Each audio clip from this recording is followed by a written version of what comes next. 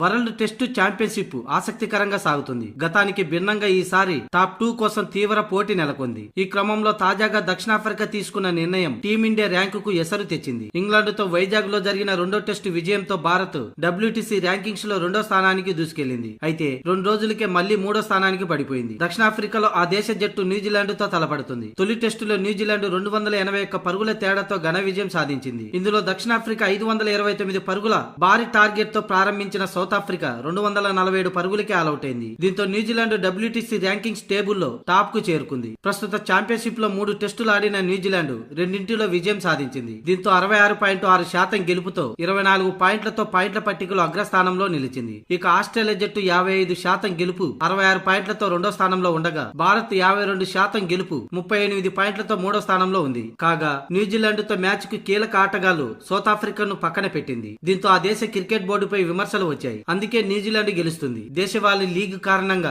South Africa main ప్లేయర్లందరూ కూడా New Zealand తో జరిగే టెస్టు సిరీస్ కు దూరంగా ఉన్నారు. సౌత్ ఆఫ్రికా తీసుకున్న ఈ నిర్ణయం కారణంగానే టీమిండియా ర్యాంకింగ్స్ పై ప్రభావం చూపుతుంది. ఫిబ్రవరి 13 నుంచి దక్షిణాఫ్రికా న్యూజిలాండ్ మధ్య 3వ టెస్టు జరగనుంది. ఈ మ్యాచ్ లో కూడా కివీస్ గెలిస్తే గెలుపు శాతం 75కు చేరుకుంటుంది. దీని ప్రకారం టీమిండియాతో పాటు ఆస్ట్రేలియా, ఇంగ్లాండ్ పైన ఎఫెక్ట్ పడుతుంది.